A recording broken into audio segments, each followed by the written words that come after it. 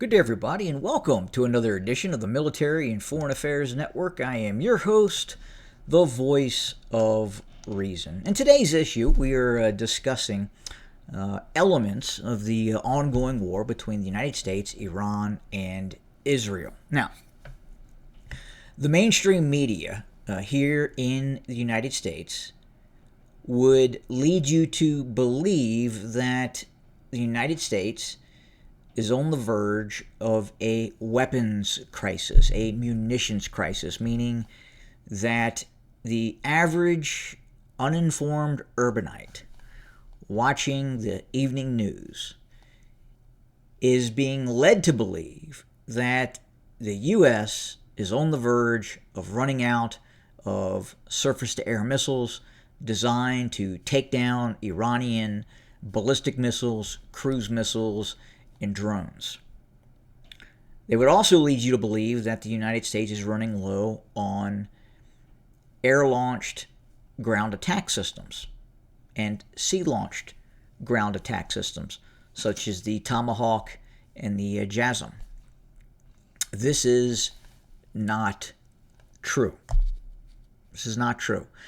Now, what the media likes to do is look at elements of the early stages of the conflict. So 30 days ago, the media will often quote the amount of missile systems being launched by the United States and regional partner nation states that are also involved in the conflict, such as Kuwait, Saudi Arabia, the United Arab Emirates, Qatar, what have you. Now, those nation states, those Arab partner nation states, operate a little bit differently than the United States military in terms of how they launch, especially surface-to-air weapon systems. So I don't really want to get too much into the weeds in terms of how they operate, but we do know that some of these nation states, the Kuwaitis, the Qataris, do have the propensity to essentially put some of these weapon systems on autopilot and let them fight the conflict. Now, that has been reported, and we have seen that happen in the past. Now, kind of back to what we're seeing now in terms of what the media is talking about. Again, the media discusses hundreds of Patriot PAC-3 missile systems being launched during the course of the war. Now, that burn rate, in terms of those missile systems being launched at the beginning of the conflict, obviously were much higher than at the start of the conflict. Compounding that, obviously, the militaries are also learning and are adapting to the conflict as it evolves and changes. Now, obviously, in the first opening hours, in the first opening days of the conflict, yes, the U.S. was expending quite a few, especially Patriot PAC-3 surface-to-air missile systems. Were they targeting drones in some cases? Were they targeting assets or weapons, inbound weapon systems that maybe they should not have utilized? Probably.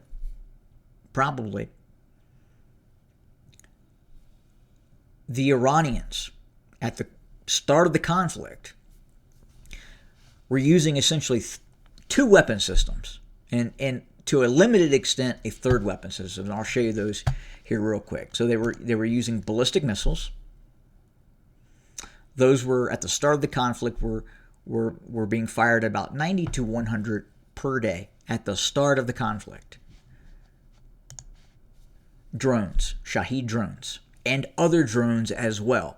Other systems that the Iranians are using often get talked about in terms of being Shaheeds when they're not. When in all actuality, they're more like cruise missiles. Now, what's interesting is Iran has not utilized very many cruise missiles in this conflict. Now, is that a question? Are they ineffective? Is there issues with them? Quite possibly. Obviously, they're not as advanced as a Tomahawk. They're essentially older variants of KH-55s that they have reversed engineered in some cases. But we know they're not using a lot of these. Mostly, at the start of the conflict, we were seeing about 400 drones of various types, mostly being Shaheeds, and about 90 of these ballistic missiles being launched by Iran. Now, what has happened is the U.S. has degraded and or destroyed a lot of this Iranian capacity. Right now, the Iranians are firing anywhere from 10 to just a few ballistic missiles per day right now. So again, they went from about 90 to 100, and now they're firing about 10, and in some days it's 0 or just a couple of ballistic missiles. In terms of the drones, the Iranians started the conflict firing about 400 drones per day. Now that has been degraded to about 70 drones per day right now. Now, in terms of the drones, it is not a requirement to utilize the PAC-3 Patriot air defense system to take these down. You can do that with a range of other systems, to include helicopters armed with missiles. And that is happening, and we have seen that take place, and that is continuing to take place. Early stages of the conflict was the U.S. using PAC-3s and some other very advanced missile systems to take down some of these Shaheeds. Yes, they were. Especially some of these partner Arab states. Saudis, the Kuwaitis were utilizing these missiles in abundance, probably overshooting a lot of these missiles as well. Now, I was watching one content provider today, and this again goes in line with the mainstream media that indicates that Iran is still producing these systems. That is not true. The Iranian ballistic missile capacity has been essentially eliminated.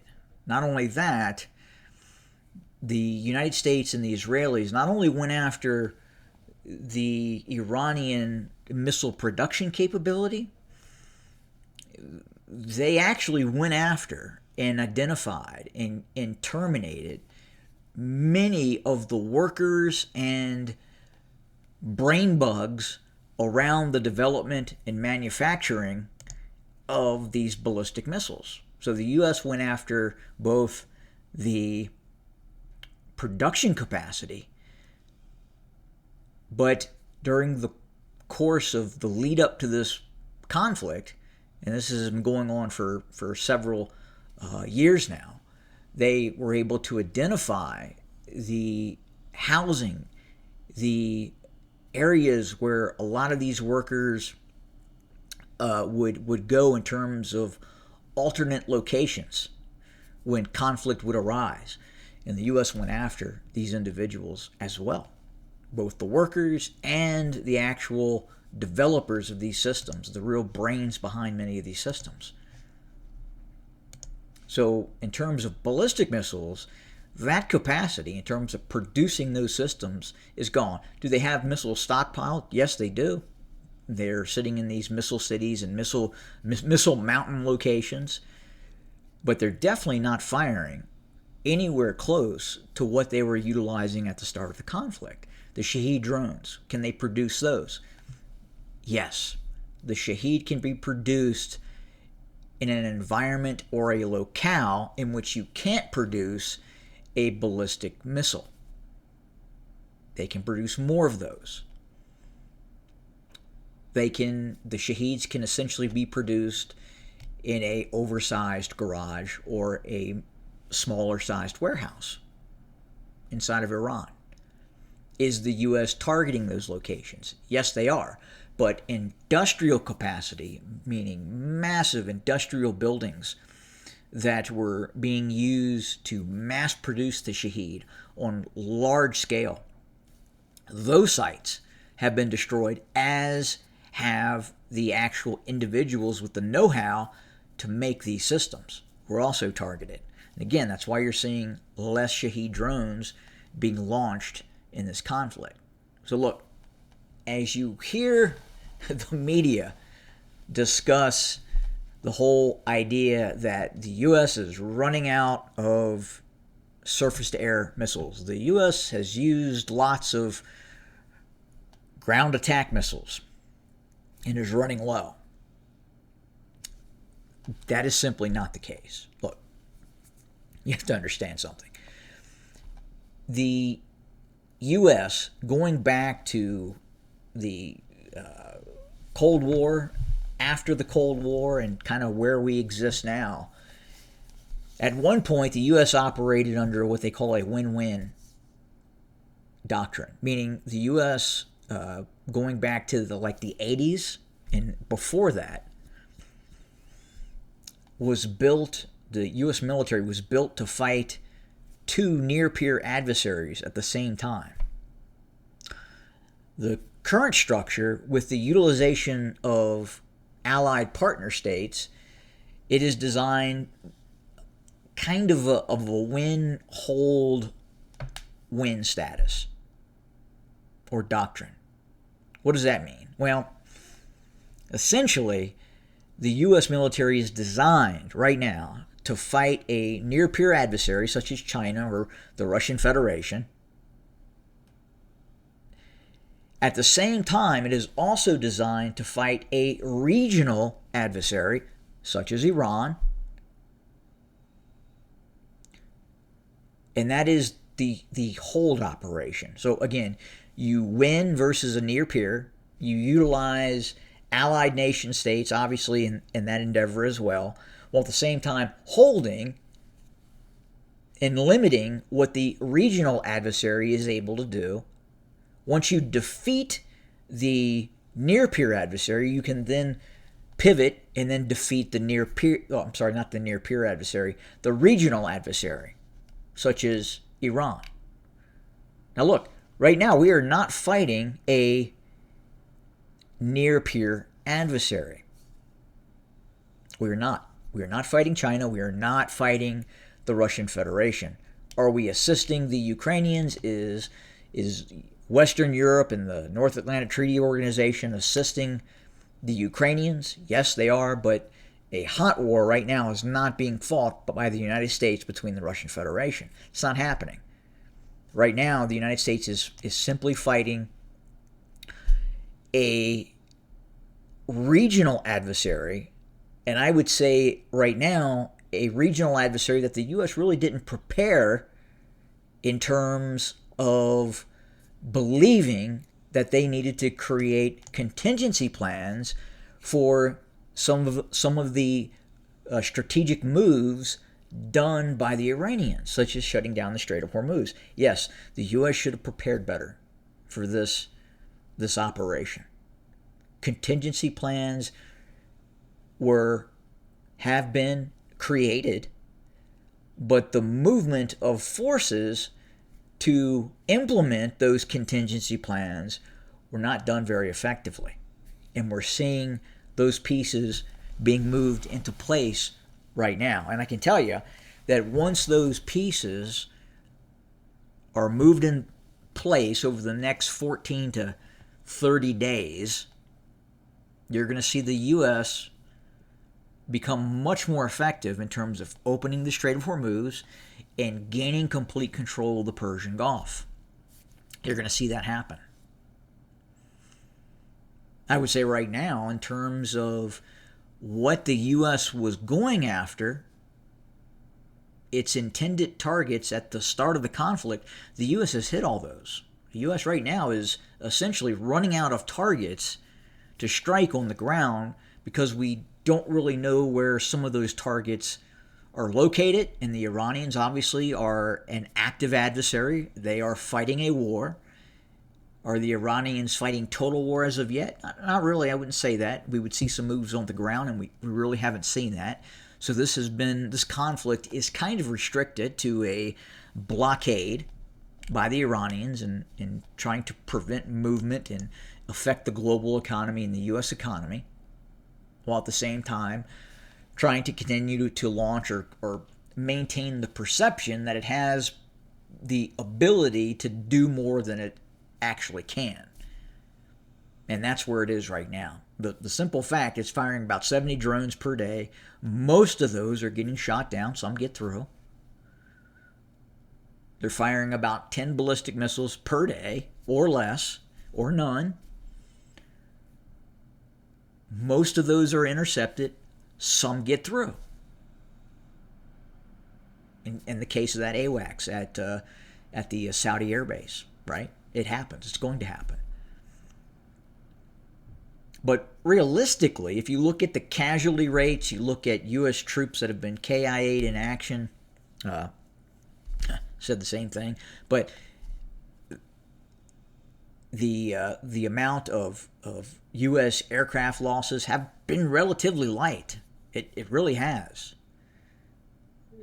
No U.S. aircraft have yet to be shot down over Iran. We have not seen the Iranians take possession or capture a U.S. pilot that was shot down over Iran. Haven't seen that yet. And believe me, if they had a U.S. pilot, that pilot would be on TV as we speak. And they haven't been able to do that. Now, in terms of, we've talked about the whole concept of the air-to-air missiles being utilized against the Iranian ballistic missile, cruise missile, or the drone threat or drone capability. The U.S. targeting of ground targets and sea-based targets. So in the early stages of the conflict, because the U.S. had not yet eliminated the threat of Iranian air defense missiles, different systems, different standoff weapon systems with much more longer range were being used to take out Iranian targets, to strike Iranian targets. Many of these fixed targets. Now, as the United States has destroyed the Iranian air defense capacity, that has allowed for other, less expensive air-to-ground munitions to be utilized by the United States. So again, at the start of the war, the U.S. was using different weapon systems, and the burn rate at which we were launching those weapon systems were absolutely much higher. And was that sustainable? No, it wasn't. But the intent is not to utilize that sort of burn rate with those weapon systems for the entire course of the conflict, especially once you create an atmosphere of air dominance or air supremacy.